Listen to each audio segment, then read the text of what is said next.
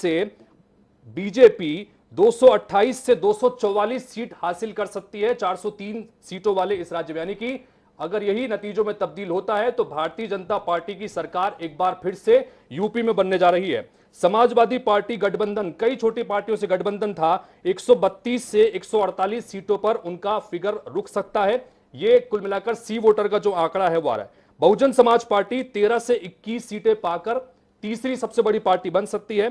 Congress party ने बहुत जोर इस बार लगाया था, महिलाओं पर एक बड़ा दांव खेला, लेकिन कांग्रेस पार्टी 4 से 8 सीटें हासिल कर सकती है। यानी कि सी वोटर के इस एग्जिट पोल को अगर माने तो कांग्रेस पार्टी दहाई के आंकड़े तक भी नहीं पहुंच पाएगी। अदर्स के खाते में 2 से 6 सीटें जा सकती हैं।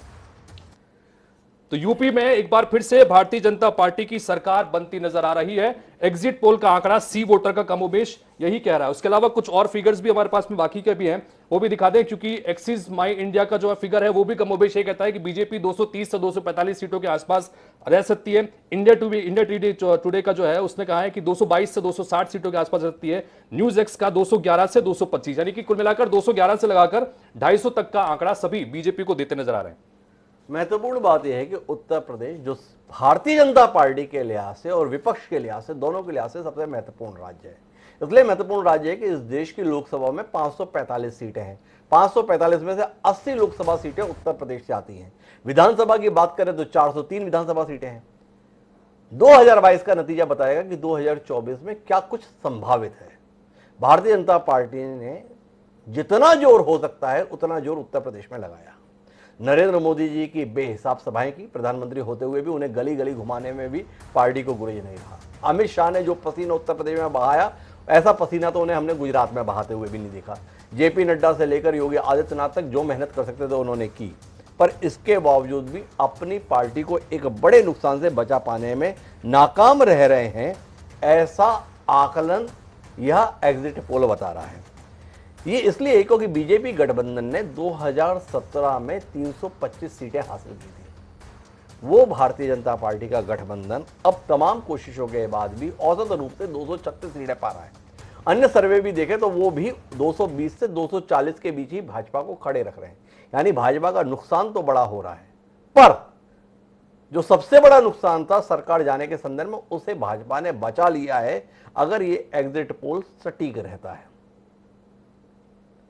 समाजवादी पार्टी के लिए जितना भी बड़ा झटका ये हो, पर भारतीय राष्ट्रीय कांग्रेस जो देश में वापस अपना खोया हुआ गौरव लाने के लिए प्रयत्नशील थी, वो भारतीय राष्ट्रीय कांग्रेस जो उत्तर प्रदेश में पर्याय हुआ करती थी, उसने इस बार कोशिश की थी प्रियंका गांधी के चमत्कारिक नेतृत्व में वापसी की। लेकिन अफसोस, एग्जिट पोल कोई उत्साह नहीं जगा रहे।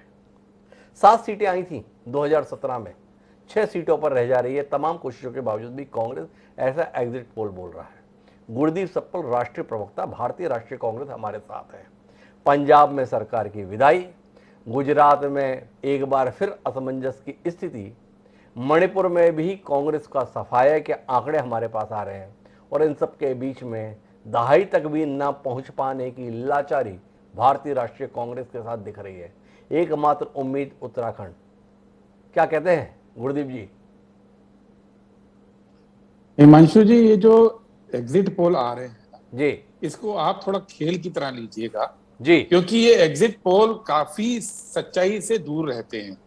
पिछली बार अगर मैं आपको बताऊं, बंगाल के चुनाव हुए थे जी, तो इन्हीं तमाम चैनल्स ने बीजेपी को 147 सीट, एक ने 192 सीट, एक ने 143 सीट दी थी, आई 77 जी। इन्हीं चैनल्स ने पिछली बार आम आदमी पार्टी को पंजाब के अंदर सभी ने विदाउट एक्सेप्शन सब ने आम आदमी पार्टी की सरकार बनवाई थी, सीटें आई थी 20। और इस बार तो आपके चैनल पे मैं देख रहा हूं कि आपका 51 से 61, और जिस चैनल से मैं अभी आ रहा हूं वहां 100, तो 51 से लेके 100 तक का रेंज है। तो इसलिए इन नंबरों पे मैं नहीं जाऊंगा, जो आपने बाकी बातें कही मैं उस पे जाऊंगा। आपने अभी ये बोला कि एग्जिट पोल ये कह रहे हैं कि बीजेपी को, मैं गुरदीप जी 1 मिनट के लिए आपको रोकना चाहता हूं क्योंकि दर्शकों की उत्सुकता है। एक राज्य बच गया है हमारे साथ में, मणिपुर के संदर्भ में।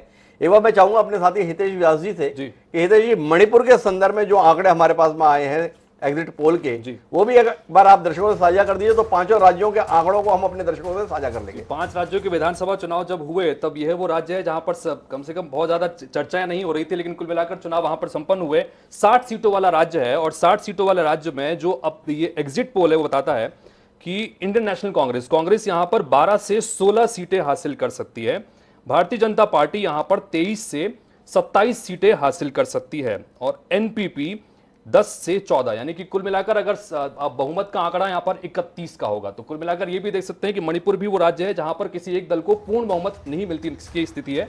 गोवा में भी कमोबेश यही स्थितियां थी। तो कांग्रेस को 12 से 16, भारतीय जनता कांग्रेस को एक बड़ा 23 नुकसान हो रहा है तेज जी, जी। क्योंकि कांग्रेस ने पिछली बार 28 सीटें जीती थी 60 में से, इसके बावजूद भी सरकार बना पाने में नाकाम रही थी।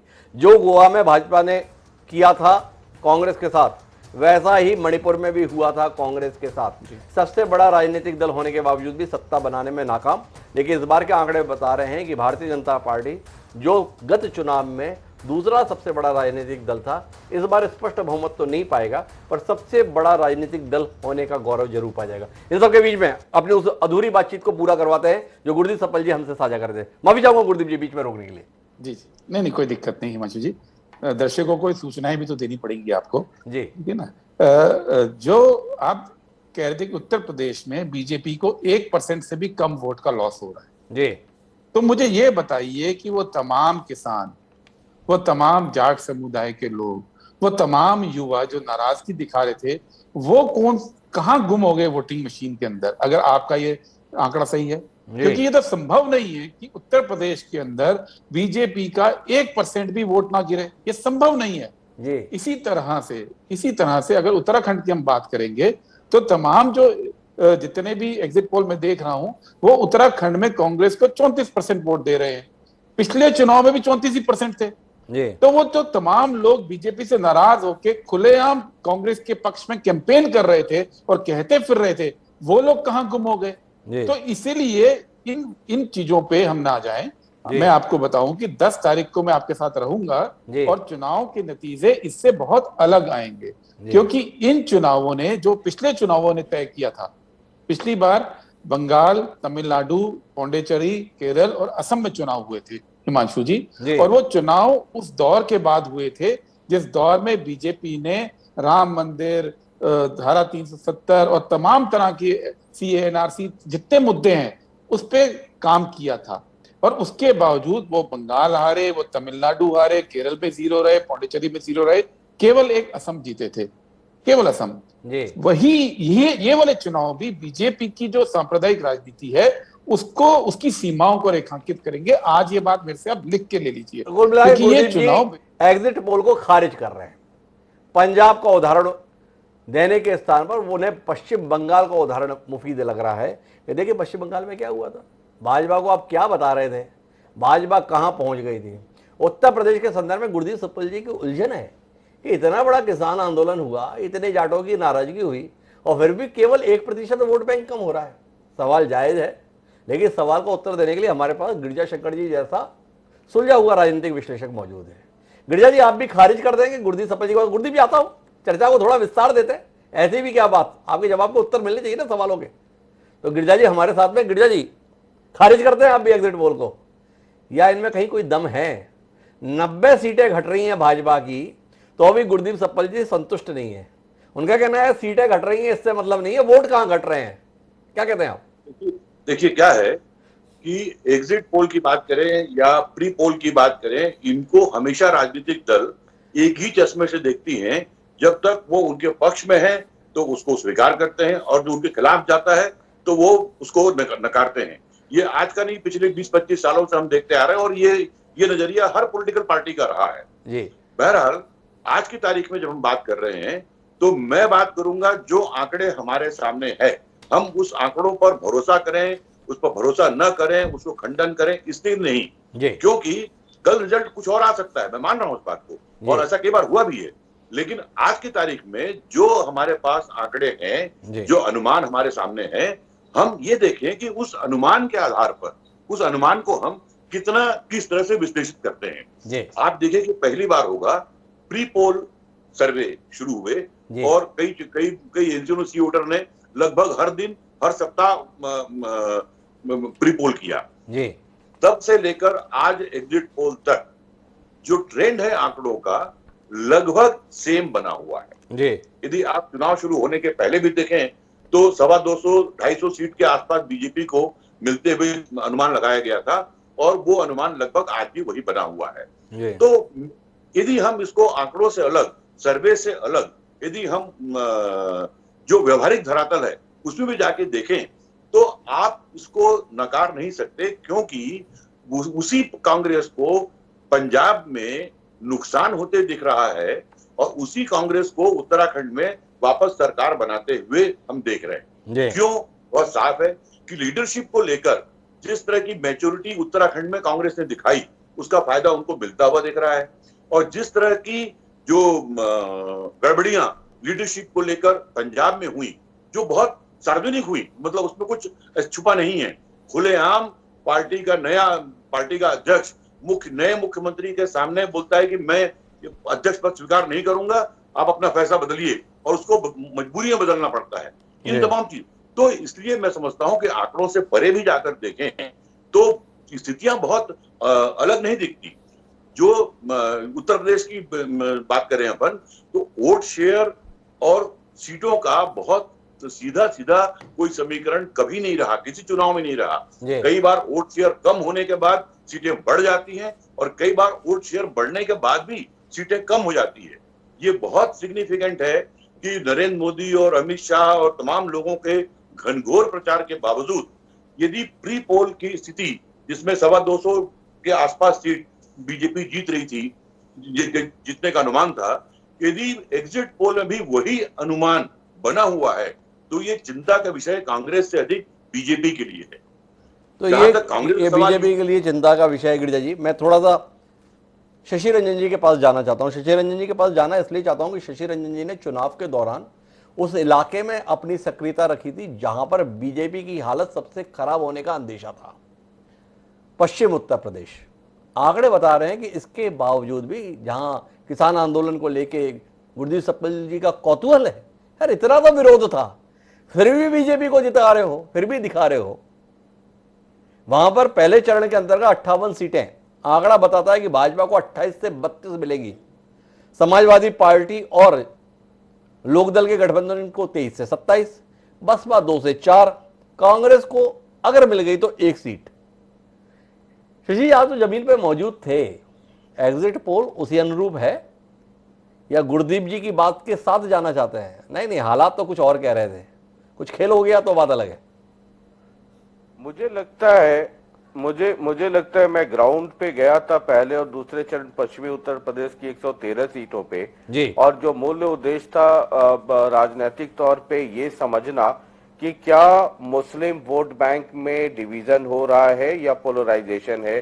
तो जो मुझे वहां के लोगों से बातचीत करके पता चला कि मतलब देवबंद में लोग कह रहे थे कि ओबीसी को हमने बिहार में डिस्टर्ब करते हुए देख लिया है, उसका हमने पंजाब में, उसका वेस्ट बंगाल में आपने देख लिया, वही वेस्टर्न यूपी में होगा।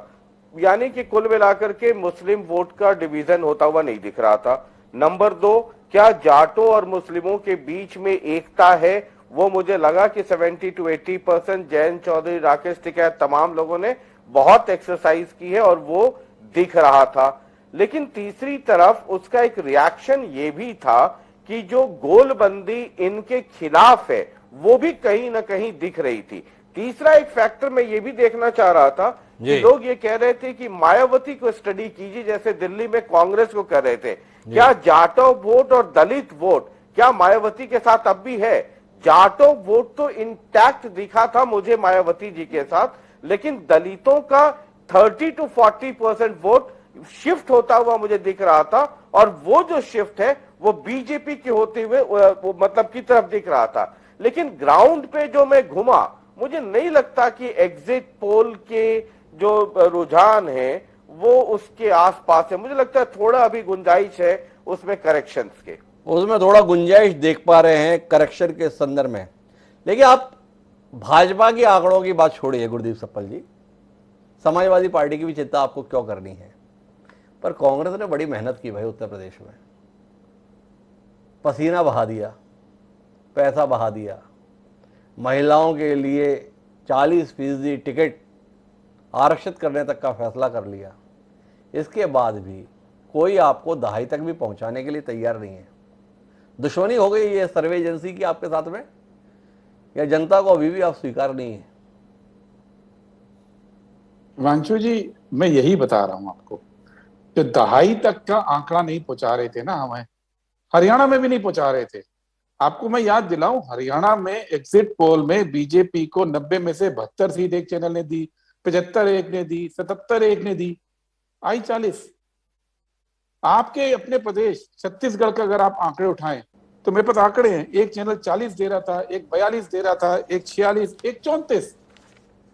कितनी आई सर? सपा जी जैसे खारिज करो उत्तराखंड में, अपनी सरकार भी खारिज कर रहे हो ना आप, वहां पर भी आपका भरोसा नहीं है ना कि आप सरकार बना रहे हैं?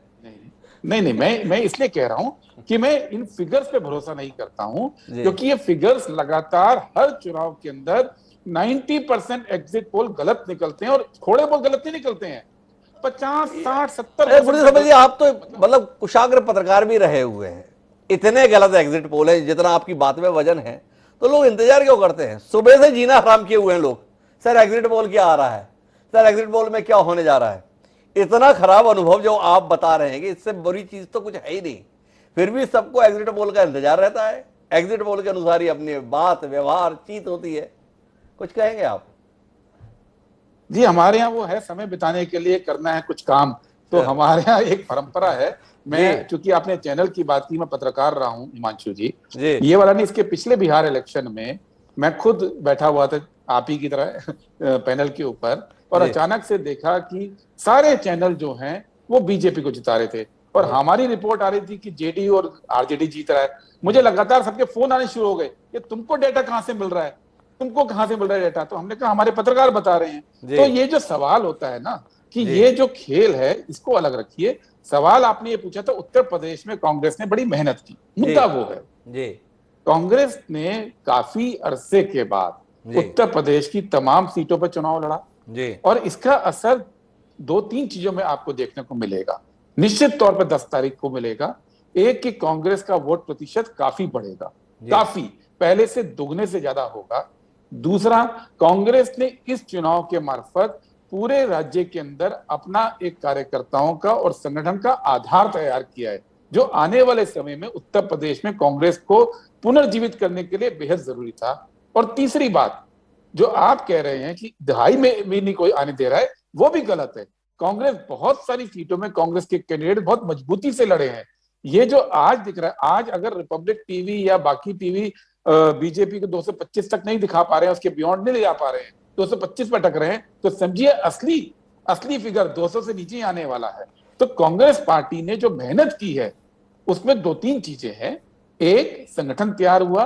दूसरा, धर्म और जाति से बाहर जो एजेंडा तैयार किया था कांग्रेस पार्टी ने, और एक नया मुहावरा जो गढ़ा राजनीति का, वो चला है, और उसका आने वाले दिनों में आप असर भी देखेंगे। इसलिए इन एग्जिट पोल की तरह मैं कांग्रेस पार्टी के परफॉर्मेंस को खारिज नहीं कर रहा हूं। 10 तारीख तक इंतजार कीजिए, जैसे छत्तीसगढ़ चुनाव में किया था, जैसे हरियाणा चुनाव में किया था, या जैसे आरजेडी ने अपने चुनाव में किया था, या ममता बनर्जी है। लेकिन कुल मिलाकर एग्जिट पोल का नतीजा बता रहा है कि भले ही बदलाव की बयार बह रही हो पंजाब में, बदलाव की बयार बह रही हो उत्तराखंड में, बदलाव की बयार बह रही हो गोवा में, लेकिन उत्तर प्रदेश में योगी आदित्यनाथ की बयार बह रही है।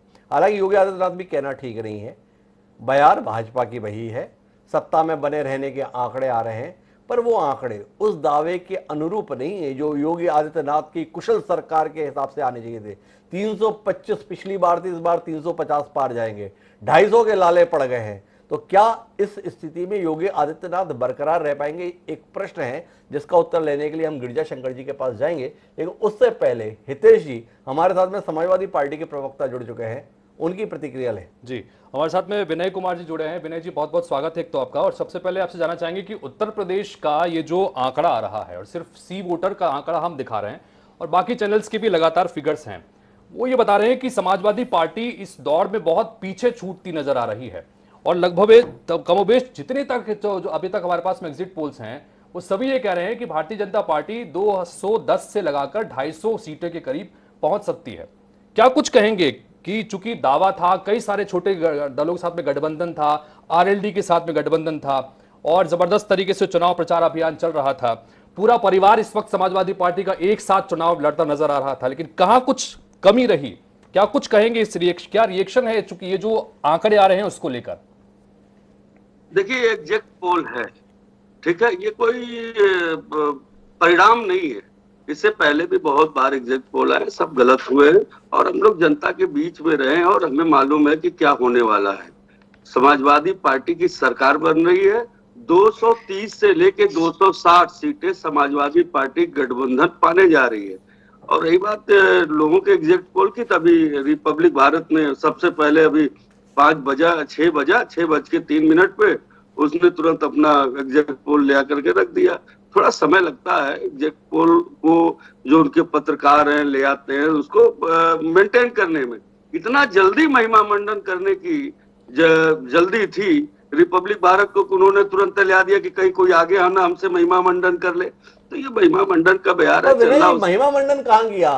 रिपब्लिक भारत ने जो एग्जिट पोल दिखाया पी मार्क के साथ मिलके, भाजपा को 240 सीटें दे रहे, 325 सीटें आई थी, 85 सीटें निपटा दी।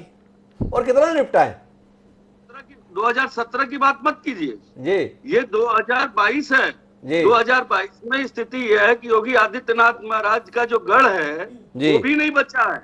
अब परिणाम आएगा फिर हम आपके साथ जुड़ेंगे जी। 4 से 5 सीटें समाजवादी पार्टी उस गोरखपुर जिले में भी निकाल रही है, महाराजगंज में 5 सीटें निकाल रहे हैं, बस्ती में 5 सीटें निकाल रहे हैं। हम लोगों के पास भी, हम लोग भी ग्राउंड पे थे और ये लोग जाते हैं 10 लोगों से पूछ लिए, जो जिस पब्लिक से पूछते हैं नहीं। आजकल की स्थिति ये है कि वोटर अगर किसी को नहीं जानते तो बताना नहीं चाहते जी। 5,000 उत्तर प्रदेश में 5,000 सैंपल साइज में आप पूरा एग्जैक्ट पोल लेकर के खड़ा कर देंगे, ये कहां तक वाजिब है? खैर, एग्जैक्ट पोल है तो थोड़ा सा मजा लेने दीजिए 3 दिन। आपको मजा नहीं आ रहा? 48 सीटें आई थी आपकी पिछले बार चुनाव में, इस बार 140 सीटें आपको दे रहे हैं, 92 सीटें बढ़ गई आपकी। विनय कुमार जी मुग्ध नहीं अपनी सफलता पर? कांग्रेस ने इतनी मेहनत की, इतना बेहिसाब परिश्रम किया है, इतना पैसा खर्च किया, सब कुछ तो किया, 7 के बाद 6 सीटें दे रहा है exit poll. Bahujan Samaj party अपनी तमाम कोशिशों के बाद, अमित शाह की व्यक्तिगत सराहना मिलने के बाद भी पिछली बार के मुकाबले 2 सीटें खो रही है। 19 पिछली बार आई थी, इस बार 17 आ रही है। इसके मुकाबले आप 3 गुना सीटें ले रहे हैं, फिर भी नाराज थे एग्जिट पोल से। क्यों? क्या आपने 10 तारीख का परिणाम घोषित कर दिया जी? 10 तारीख का परिणाम आप घोषित कर रहे हैं, बताइए। हम तो एग्जिट पोल पे आपसे बात कर रहे हैं कि ये आकलन आपको मुफीद क्यों नहीं लग रहा? आपकी सरकार नहीं बन रही इसलिए। मैं भी तो आपसे कह रहा हूँ, इंतजार कर लीजिए 3 दिन, थोड़ा सा मजा ले लीजिए मोदी जी के मीडिया का, फिर उसके बाद परिणाम देखिएगा जी। तो मोदी जी का मीडिया पंजाब में भाजपा को 2.5 सीटें देने के लिए तैयार नहीं है। मोदी जी का मीडिया उत्तराखंड में भाजपा की सरकार की विदाई करा दे रहा है। उत्तर प्रदेश में ही क्यों बना रहना चाहता है?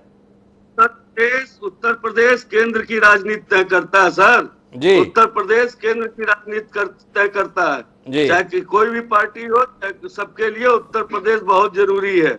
और उत्तर प्रदेश में सरकार बन रही है समाजवादी पार्टी का, इसमें कोई फनपट नहीं।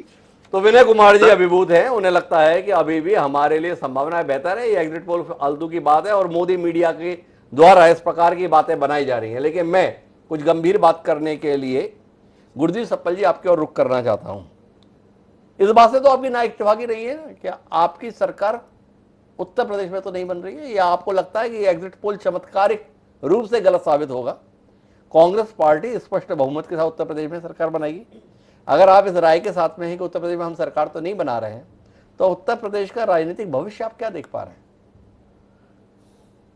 हिमांशु जी, मैंने पहले भी बोला जी कि उत्तर प्रदेश में कांग्रेस पार्टी ने इस बार अपनी जमीन तैयार की है जी, और आने वाले समय में कांग्रेस पार्टी इस जमीन पे अपनी राजनीति को पुनर्जीवित करने के लिए बिल्कुल दृढ़ संकल्प है। ये काफी समय के बाद हुआ है जी। रही बात प्रदेश की राजनीति की बात, तो ये बात सच है और मैं बिल्कुल इस बात को बोल रहा हूं कि ये हो ही नहीं सकता है कि बीजेपी का वोट शेयर गिरे नहीं, सीटों के बाद छोड़ दीजिए जी। तमाम जो ये सर्वे दिखा रहे कि बीजेपी का वोट उतना ही है जितना 2017 में आया, ये संभव नहीं है। ये आप किसी गली मोहल्ले में चले जाइए, किसी गांव में चले जाइए, ये तो स्पष्ट है कि बीजेपी का वोट गिर रहा है।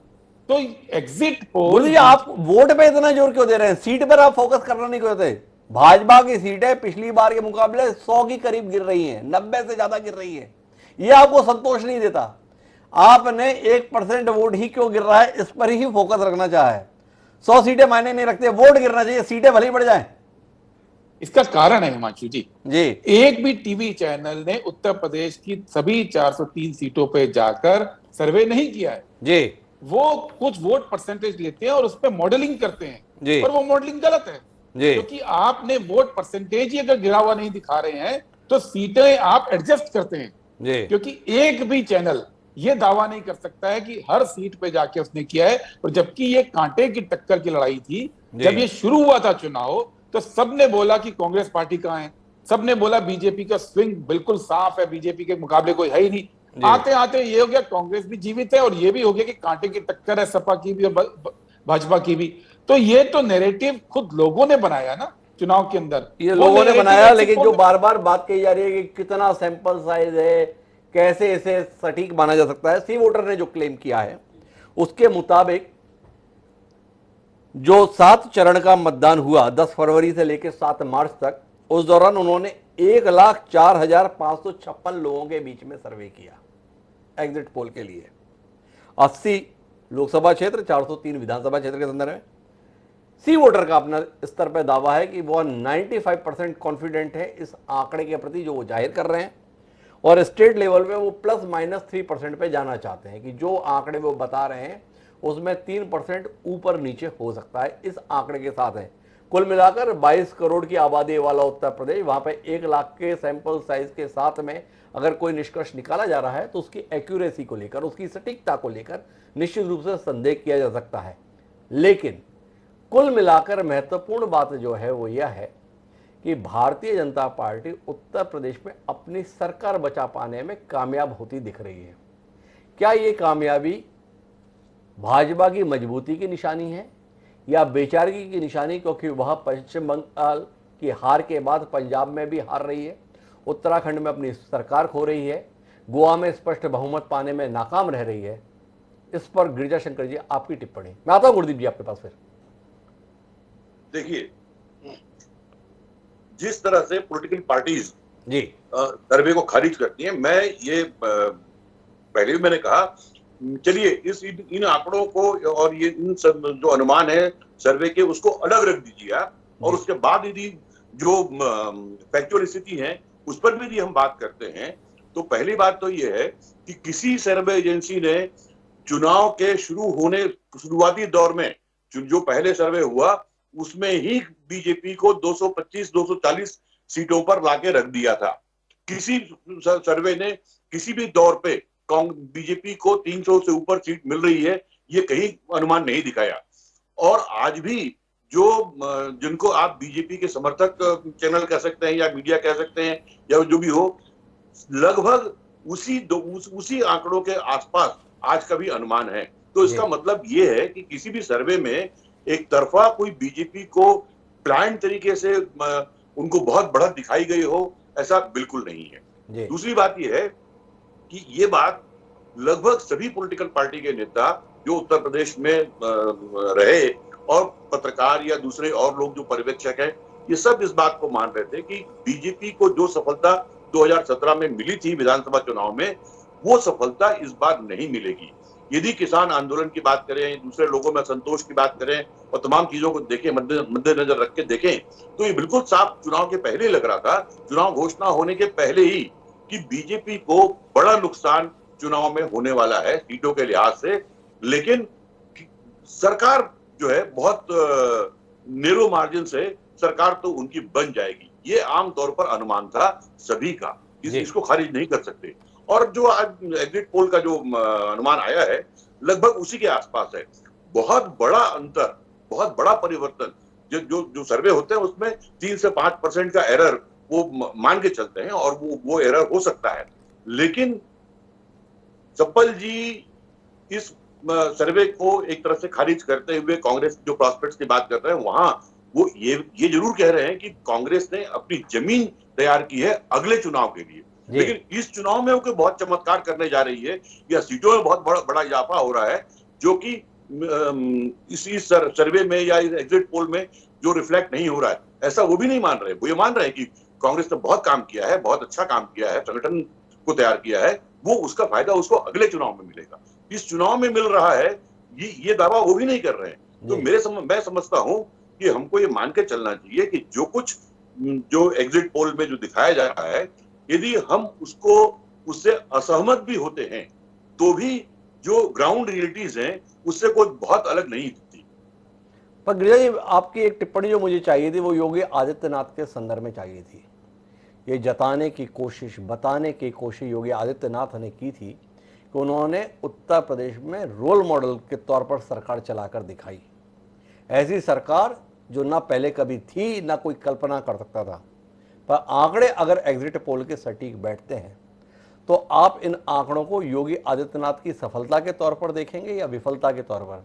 325 सीटों के जनादेश के साथ सत्ता में आए योगी आदित्यनाथ अपने नेतृत्व में 92 सीटों का नुकसान सीधे तौर पर करा रहे हैं, 90 सीटों का नुकसान करा रहे हैं। बहुत बड़ी असफलता है ये। आप ये देखिए, जहां तक मुख्यमंत्री के रूप में बात है तो 2017 में योगी आदित्यनाथ न तो मुख्यमंत्री के प्रत्याशी के रूप में, मुख्यमंत्री कैंडिडेट के रूप में उनको न तो घोषित किया गया था, न उनकी अगुवाई में चुनाव लड़ा गया था। और आप देखेंगे चुनाव परिणाम के बाद योगी आदित्यनाथ मुख्यमंत्री नहीं बनाए जा रहे थे, मनोज सिन्हा को शपथ लेने भेज दिया गया था। ये रातों रात ये फैसला हुआ कि योगी को बनाया जाएगा। वो दबाव की राजनीति के तहत ये फैसला हुआ। और जब इस तरह के परिणाम आएंगे, जब 325 सीटें घट के यदि 90, 80, 100 सीटें कम हो जाएंगी तो जाहिर है कि इसका ठीकरा जो जाएगा वो मुख्यमंत्री के खाते में जाएगा। और कोई आश्चर्य नहीं है कि नई सरकार बनने के बाद किसी नए नेतृत्व की तलाश बीजेपी करे, तो इसमें कोई आश्चर्य की बात नहीं है। दूसरी बात यह है कि यूपी के गवर्नेंस को बीजेपी ने रोल मॉडल के रूप में कभी नहीं रखा। उसका मॉडल गुजरात था। गुजरात के अलावा उन्होंने किसी स्टेट के गवर्नेंस को मॉडल के रूप में प्रस्तुत नहीं किया। वो उन राज्यों में भी जहां पर लगातार 3 बार चुनाव जीतने में सफलता मिली, छत्तीसगढ़, मध्य प्रदेश, उनको भी रोल मॉडल नहीं कहा। और जो यूपी का जो मॉडल है उसको रोल मॉडल के रूप में नहीं, हाँ ये जरूर है कि उनकी उपलब्धियों का बखान वो जरूर करते रहे। लेकिन यदि जो अनुमान दिखाए जा रहे हैं प्री पोल से लेकर आज एग्जिट पोल तक, वो लगभग मेंटेन है। 225 के आसपास बीजेपी की सीट आने का अनुमान है।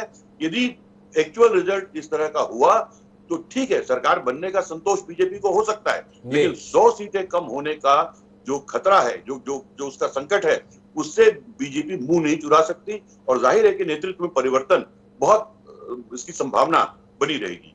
नेतृत्व परिवर्तन की संभावना महसूस कर पा रहे हैं। लेकिन मैं शशि रंजन जी आपके पास में थोड़ा जमीनी स्थिति की बातचीत के लिए जाना चाहता हूं। जब उत्तर प्रदेश में चुनाव घोषित भी नहीं हुए थे, वो कोरोना आया नहीं था, समाजवादी पार्टी के प्रमुख अखिलेश यादव अपनी जन यात्रा लेकर जब सड़क पर निकले तो उसमें उमड़ी हुई भीड़ ने तमाम राजनीतिक प्रेक्षकों को बेचैन कर दिया कि ऐसा क्या कुछ हो रहा है जिसके चलते जनता इस कदर उमड़ रही है। किसान आंदोलन के चलते भाजपा के प्रति नाराजगी, खिन्नता, आक्रोश, जिसका जिक्र गुरदीप सप्पल जी कर रहे हैं, उससे भी इंकार नहीं किया जा सकता। क्या ऐसे जमीनी हालातों के बीच में आपका मन इन एग्जिट पोल के साथ जाने का करता है, या आप गुरदीप सप्पल जी के साथ खड़े रहना चाहते हैं कि कुछ ना कुछ तो लोचा है, कुछ ना कुछ संभावना तो है, और विनय कुमार जी को हौसला देना चाहते हैं? देखिए, मैं जितना यूपी घूमा हूं, गुरदीप सप्पल जी को एक चीज तो मैं बताऊं कि मैं लोगों से पूछता था, ऑन रिकॉर्ड भी, ऑफ द रिकॉर्ड भी, ऑन कैमरा भी, ऑफ कैमरा भी। मैं ये पूछता था कि कांग्रेस के बारे में बताइए, बीएसपी बताइए, तो लोग आउटराइटली ये कह देते कि कांग्रेस की बात मत कीजिए। हाँ, जरूर जब मैं एएमयू के सामने बैठा था तो कुछ स्टूडेंट्स, स्कॉलर्स थे वहां पर, उन लोगों ने कहा कि प्रियंका गांधी ने बहुत करेजियस स्टेप उठाया और इस तरह की बात की है, लेकिन इसका फायदा अभी नहीं मिलेगा। Congress outrightly top to bottom हर 99% लोगों ने रिजेक्ट किया। बीएसपी की बात सिर्फ जाटवों के बीच में होती रही। जो मैंने पढ़ा, अब ये गलत होगा सही होगा मुझे नहीं पता, ये 10 को पता चलेगा। ये सीधा फाइट जो है ये 1-to-1 fight between BJP alliance and between Samajwadi party alliance है। हिमांशु जी, आप जो चुनावी इतिहास है उस पर नजर डालिए। मेरी जो आशंका थोड़ी बहुत है, जो मैं कह रहा हूं कि करेक्शन शायद हो जाए, जब फाइट की स्थिति होती है बीजेपी को नुकसान होता है। बीजेपी हमेशा ट्रायंगुलर फाइट की स्थिति में बेहतर करती है। आप दिल्ली देख लीजिए, आप वेस्ट बंगाल देख लीजिए, आप बिहार देख लीजिए, जब आरजेडी और जेडीयू का गठबंधन हुआ था। और ये जो पिछला इलेक्शन हुआ, ओवैसी ने वहां पे चुनाव लड़ा और कम से कम 15 से 20 सीटों पे जो आरजेडी गठबंधन है उसको नुकसान हुआ था। तो जो मैंने पढ़ा और जो मैंने समझा, खास करके वेस्टर्न यूपी में, मुझे साफ तौर पे बीजेपी वर्सेस समाजवादी पार्टी जो गठबंधन है और इधर बीजेपी गठबंधन है, इनके बीच मुझे दिखा। इसलिए मैं अभी भी अलायंस जो एग्जिट पोल है, ठीक है, मैं खुद भी एग्जिट पोल करता रहा हूं, ओपिनियन पोल्स करता रहा हूं। मुझे याद है जब मैं दिल्ली में ओपिनियन पोल और एग्जिट पोल कर रहा था तो आंकड़े कुछ कह रहे थे और एक भी ऐसा चैनल नहीं था जो ये कह रहा था कि आम आदमी पार्टी स्विप करेगी और इस तरीके से आएगा। Exit poll, opinion poll, Himanshu ji, एक मूड बता सकते हैं, नंबर्स कभी नहीं बता सकते हैं। और ये मेरा व्यक्तिगत अनुभव है जब मैं दिल्ली का जब ओपिनियन पोल और एग्जिट पोल दोनों कर रहा था। इसलिए मुझे लगता है मैं अभी 10 का इंतजार करूंगा, क्योंकि मैं ग्राउंड से घूम करके आया हूं, हजारों लोगों से बात किए, मुझे लगता है इसमें अभी करेक्शंस होंगे। मैं जाऊं गुरदीप सप्पल जी के पास, उससे पहले विनय कुमार जी आपसे फिर बात करना चाहता हूं और ये जानना चाहता हूं कि भारतीय जनता पार्टी तो दावा करती है कि उसने जिस प्रकार का सुशासन दिया 5 साल में, उसने जनता के बीच में एक अलग किस्म का विश्वास पैदा किया। यादवों की और मुसलमानों की दादागिरी के संदर्भ में उसने पूरा कुछ खत्म कर दिया, आतंक के राज को खत्म कर दिया। आपकी पार्टी के संदर्भ में तो दंगाई वंगाई यानी क्या क्या नहीं कहा गया। पर इतना बेहतर काम करने के बाद भी Bharatiya Janata party exit poll के अनुसार 90 सीटों का नुकसान उठा रही है। क्या कुछ ऐसा किया इन लोगों ने जिसके चलते इनको नुकसान होने जा रहा है, और नुकसान इस हद तक होने की उम्मीद आपको है कि आप सरकार में आ रहे हैं? थोड़ा इसके संदर्भ में टिप्पणी देंगे, क्योंकि ये तो बता रहे थे इन्होंने तो चमत्कार किया उत्तर प्रदेश में। देखिए, मैं एक चीज बता, हम लोग भी उत्तर प्रदेश में, खासकर मैं गोरखपुर जिले और बस्ती और उधर जो है चुनाव प्रचार में रहा हूँ। जो हमने देखा है लोगों के बीच में, युवाओं के में कहीं न कहीं माननीय अखिलेश यादव जी के प्रति हमने देखा है झुकाव, देखा कि वह जो है रोजगार और इन सब चीजों को लेकर के, बेरोजगारी को लेकर के काफी नाराज थे। और हम जब प्रचार करने के लिए गए तो जो ये लाभार्थी के रूप में कहते गैस सिलेंडर, तो हमने देखा लोग मिट्टी के चूल्हे पर लकड़ी से खाना बनाते देखे गए, और जो सिलेंडर था उसी चूल्हे के बगल में हमने देखा, इसमें फोटो भी हमने खींच रखी है कई, और उस सिलेंडर के ऊपर लकड़ी रखा हुआ है या कोई सामान रखा हुआ उसी चूल्हे के बगल में। हमने पूछा कि क्यों आप सिलेंडर से खाना, कहे कि कैसे भरवाएं, कमाने का कोई साधन है नहीं। गोरखपुर और देवरिया बस्ती में यही स्थिति है कि लोग पेंट पॉलिश का काम करने के लिए बंबई, बेंगलोर, दिल्ली, हैदराबाद, इन सब जगहों पे जाते हैं। आज सब लोग घर बैठे हुए हैं, काम नहीं है, नरेगा की स्थिति है, 22,000 करोड़ रुपया बकाया, पैसा मिल नहीं रहा। तो लोगों के पास कहीं न कहीं महंगाई, इन सारी चीजों को लेकर के नाराजगी थी, और वो नाराजगी सामने आ रही थी। ये नहीं कि वो वोटर चुप थे, जब उनसे पूछा जाता था तो बकायदे इसका प्रतिकार करते थे। वो कहते थे कि इतनी महंगाई है, कैसे हम अपना जीवन बसर करें। युवा जो है नाराज थे, जाहिर सी बात है। इन सब चीजों को देख करके हमें नहीं लगता है कि भारतीय जनता पार्टी की सरकार बन रही है, जो भी एग्जिट पोल दिखा रहे हैं। तो विनय कुमार जी अपने भरोसे के साथ में कि सब तरफ तो विफलता थी, तो ऐसे में भाजपा की सरकार बनने के कोई मायने नहीं है। लेकिन मैं गुरदीप जी थोड़ा अलग विषय पर आपसे चर्चा करना चाहता हूं। आपके हाईकमान का क्या होगा? आपके फैसले जिस कदर उल्टे साबित हो रहे हैं, पंजाब में अपने हाथों जिस प्रकार का परिश्रम, जिस प्रकार की मेहनत, जिस प्रकार का पुरुषार्थ आपकी पार्टी ने किया, हम कार्यक्रम की शुरुआत में कह रहे थे, बहुत ईमानदार कोशिश की आपने कि भूले से भी हमें सरकार में मत ला देना। क्या कहेंगे इसके संदर्भ में? कैप्टन अमरिंदर को रातों रात हटाया जाना, फिर नवजोत सिंह सिद्धू के रूप में एक अविस्मरणीय प्रदेश अध्यक्ष दिया जाना, और उसके बाद में एन चुनाव के बीच में मुख्यमंत्री का प्रत्याशी घोषित किया जाना, कुछ कहेंगे? हिमांशु जी, जितने भी आपने अभी शब्दों का चयन किया है वो ये मान के किया है कि सी वोटर सच बोल रहा है, ठीक है ना, जो कि सच नहीं है। अभी आपने खुद बोला कि 2-3% उनका मार्जिन ऑफ एरर है। मैं क्यों ये बात बार बार वापस आ रहा हूँ, क्योंकि आपके दर्शकों के प्रति हमारी और आपके चैनल की भी जिम्मेदारी है जी। सी वोटर की अगर मैं 4-5 बताऊं, जी, पिछली बार उत्तर प्रदेश चुनाव में उसने 161 सीट बीजेपी को दी थी, आई उससे 100% ज्यादा। जी। पंजाब में आम आदमी पार्टी को 67 दी थी, आई 20, 350% का अंतर। जी। हरियाणा में हमें 8 सीट दी थी, आई 31, 400% का अंतर। जी। बंगाल में उसने ममता को दी 158, आई 211, 50% का अंतर। तो 50 से 400, हाँ एक बिहार में सी वोटर ठीक रहा था, मैं ये भी बोल दूं, ये नहीं कहें सी वोटर वाले की बिल्कुल नेगेटिव चीजें कर रहे हैं। बिहार चुनाव में सबसे सही प्रेडिक्शन सी वोटर का ही था। तो आप उस एजेंसी या उस फॉर्मेट को लेके, मैं एजेंसी की बात भी नहीं करूंगा, मैं सी वोटर को सिंगल आउट नहीं करूंगा जी। मैं तमाम, क्योंकि यहाँ पे आपने सी वोटर कर लिया इसलिए मैंने नाम लिया, सभी चैनल्स का यही हाल है जी। तो उस एग्जिट पोल के ऊपर बेस कर उसको सच मानकर आप कांग्रेस पार्टी के परफॉर्मेंस, कांग्रेस की लीडरशिप के रोल के बारे में अपनी राय बना रहे हैं, जो सर्वथा अनुचित है जी।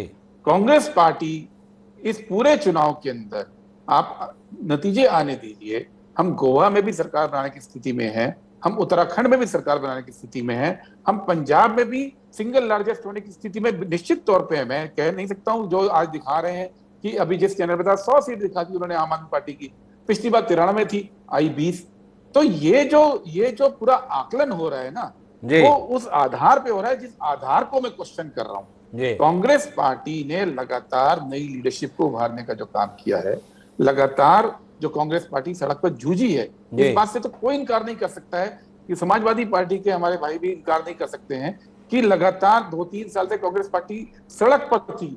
ठीक है, हमारे वहां पे सीटें उतनी नहीं आएंगी जितनी समाजवादी की आएंगी, लेकिन ये कहना कि नहीं आ रही है, आज कोई ये नहीं कह सकते कि अजय मिश्रा स्ट्रॉन्ग कैंडिडेट नहीं जीत सकते हैं, या अजय राय नहीं जीत सकते हैं, या संजय कपूर नहीं जीत सकते हैं, या नदीम जावेद नहीं जीत सकते हैं, या अजय कपूर नहीं जीत सकते हैं, या मोना मिश्रा नहीं। मैं बहुत लंबी लिस्ट गिना सकता हूं जो कि बिल्कुल पहले या दूसरे नंबर पर रहेंगे कांग्रेस के प्रत्याशी। तो ये कहना गलत है कि कांग्रेस पार्टी की लीडरशिप के ऊपर ये सवाल है। 10 तारीख के नतीजे आने दीजिए, भाषा भी बदली होगी, नतीजे भी बदले होंगे। मतलब गुरुजी जी, आपको पंजाब को लेके कोई रिग्रेट नहीं है, कोई पछतावा नहीं है, कोई अफसोस नहीं है? आपको लगता है कि पंजाब में जिस राह पर आप चले थे वही सबसे बेहतर तरीका था? आपने एक आदर्श प्रस्तुत किया है पूरे देश में बाकी राज्यों के लिए, जिस तरीके से पंजाब में आपकी पार्टी ने चुनाव लड़ा है, या चुनाव के दौरान जिस प्रकार का आचार व्यवहार जाहिर किया आपकी पार्टी के नेताओं ने। बहुत अभिभूत हैं आप। नहीं हिमांशु जी, पंजाब के अंदर जिस तरह से आप देख रहे हैं, मैं उस तरह से नहीं देख रहा हूं। इस देश के अंदर उस स्टेट में जहां कभी कोई दलित लीडरशिप नहीं आई, वहां पे जब दलित लीडरशिप को आप लाएंगे आगे जी, तो कहीं ना कहीं उसका विरोध भी होता है, जो हमने भी देखा। ये सिंपल सा सोशल इंजीनियरिंग का भी सवाल है, ये केवल पार्टी पॉलिटिक्स का सवाल नहीं है। और तय बात है कि जिस राज्य के अंदर 4.5 साल आपका कोई मुख्यमंत्री रहे और उस मुख्यमंत्री को आप बदले और पार्टी छोड़ के चला जाए, तो वो बहुत सुखद स्थिति तो नहीं हो सकती जी। उसको कोई भी सुखद नहीं कह सकता है। उसका नुकसान कांग्रेस पार्टी को जो होना है वो हुआ है, लेकिन कांग्रेस पार्टी ने सोशल इंजीनियरिंग के तहत जिस तरह से एक ऐसे स्टेट में जहां पे कि उस दलित कम्युनिटी का इतना संख्या है लेकिन कभी भी वर्चस्व नहीं रहा, वो जो सोशल इंजीनियरिंग की है उसका भी फायदा, नफा, नुकसान दोनों कांग्रेस पार्टी के साथ। बड़े महत्वपूर्ण टिप्पणी गुरदीप सप्पल जी की। मनीष तिवारी क्यों नाराज थे, सुनील जाखड़ क्यों आग बबूला हो रहे थे, एक दलित को जो मुकाम दिया गया उसकी प्रतिक्रिया थी। शशि जी, इत्तेफाक रखते हैं आप? क्योंकि सोशल इंजीनियरिंग की कांग्रेस ने, और कांग्रेस में ही ये चीज बर्दाश्त नहीं की गई। जी शशि जी, हालांकि गुरदीप सप्पल जी कुछ कहना चाह रहे हैं, मैं आऊंगा गुरदीप जी, एक बार थोड़ा शशि जी की प्रतिक्रिया तो ले लूं मैं। मुझे तो लगता है कि अरविंद केजरीवाल, अब 10 तारीख को क्या होता है पता नहीं, लेकिन अगर आम आदमी पार्टी जीतती है तो अरविंद केजरीवाल को कम से कम 100 किलो लड्डू कांग्रेस वालों को भेजना चाहिए। अगर अरविंद केजरीवाल की आम आदमी पार्टी की सरकार आती है तो कांग्रेस की बहुत जबरदस्त बड़ी भूमिका है। और जो सोशल इंजीनियरिंग की बात, और मनीष तिवारी पहले कहां बहुत खुश थे, जाखड़ साहब पहले कहां खुश थे, कैप्टन अमरिंदर जब मुख्यमंत्री थे तो लोगों की उनसे मुलाकात नहीं हो पाती थी। उसके बाद सिद्धू साहब आते हैं, सिद्धू साहब के बारे में कहा जाता है कि सिद्धू वो एलिमेंट है जो अपने घर में नहीं बल्कि पड़ोसियों के यहाँ अच्छे लगते हैं। तो पड़ोसियों का जो माल जो अच्छा लगता था वो कांग्रेस अपने यहाँ लेकर के आई। कैप्टन अमरिंदर और सिद्धू के बीच में टकराव की स्थिति बहुत पहले से थी और लगातार वो होती रही। वो मंत्री रहे तब क्या स्थिति थी। तो कांग्रेस ने अपनी स्थिति, ये मनीष तिवारी हो, जाखड़ हो, ये सब तो पहले से ही अलग थलग हुए पड़े थे। कांग्रेस इनको एकजुट नहीं कर पाई। और जब कैप्टन अमरिंदर थे तो वन एंड ओनली थे, और उसके बाद सिद्धू की एंट्री होती है, फिर कैप्टन छोड़ के चले जाते हैं, फिर चन्नी साहब को बुलाते हैं, चन्नी साहब आते हैं तो एक ड्रामा भी क्रिएट करते हैं। मतलब कुल मिलाकर के एक ऐसी हौच पौच की स्थिति थी। हिमांशु जी, जो आप कह रहे थे कि भाई हम मेहनत इतनी कर रहे हैं कि हम दूसरों को अब मौका दें, और उस विकल्प के तौर पे आम आदमी पार्टी आ रही है। इसलिए गुरदीप जी की इस बात से मैं इत्तेफाक नहीं रखता हूं कि ये मनीष तिवारी या जाखड़ साहब ये बाद में नाराज हो गए सोशल इंजीनियरिंग की वजह से। पंजाब की तो पिछले 5 साल की कहानी ऐसी चली आ रही है। पंजाब की तो कहानी ऐसी है। लेकिन मैं गुरदीप जी के पास में आऊं उससे पहले हितेश जी आपके साथ मैं भी साझा करना चाहता हूं। मेरे पास पोल ऑफ द पोल्स आया, महापोल आया है। अलग अलग तमाम एजेंसीज किस आकलन के साथ हैं। गुरदीप सपल जी को इस बात से नाराजगी थी कि आप सी वोटर के हवाले से निष्कर्ष क्यों निकाल रहे हैं। सी वोटर के तो पहले भी आकलन कोई बहुत सटीक नहीं रहे। मेरे पास में जानकारी है जो तमाम एजेंसीज ने निकाला है। टीवी 9 पोल स्टार्ट ने जो दिया है उसमें कांग्रेस को 24 से 29 सीटें पंजाब में मिल रही हैं। आम आदमी पार्टी को 56 से 61 सीटें मिल रही हैं। अकालियों को 22 से 26 है। अन्य के हिस्से में 0 से 6 के बीच है, जिसमें भाजपा और माननीय अमरिंदर शामिल हैं। सी वोटर का हमने बता दिया। इंडिया टुडे और एक्सेस बहुत प्रतिष्ठित कंपनी है, वो कांग्रेस को 19 से 31 सीटें दे रही है मात्र। आम आदमी पार्टी को 76 से 90 दे रही है। अकालियों को 7 से 11 दे रही है। टाइम्स नाउ 22 सीटें दे रहा है कांग्रेस को, 70 सीटें दे रहा है आम आदमी पार्टी को, 19 सीटें दे रहा है अकाली दल गठबंधन को। और जिसका जिक्र काफ़ी देर से गुरदीप जी कह रहे थे, मैं पहले जिस चैनल पे था उसमें 100 सीटें दे रहे थे, वो चाणक्य का है। उसने 10 सीटें दी हैं कांग्रेस को, 100 सीटें दी हैं आम आदमी पार्टी को, 6 सीटें अकाली को। अभी भी आप सी वोटर के प्रति आभारी नहीं हैं। सबसे ज़्यादा उदारता तो आपके प्रति गुरदीप जी सी वोटर नहीं दिखाई है, फिर भी आप नाराज हैं कि आप इनके आधार पर बात कर रहे हैं। सारे सर्वे एक मत एक राय होकर आपकी पंजाब से विदाई का ऐलान कर रहे हैं। कौन जिम्मेदार? क्या आप अपने हाईकमान को जिम्मेदार मानते हैं? क्या आप मानते हैं कि कांग्रेस का राष्ट्रीय नेतृत्व तो पंजाब की जमीनी स्थितियों को आंख पाने में, भांप पाने में नाकाम रहा और खुद अपने हाथों से पार्टी का बेड़ा गर्क करा दिया?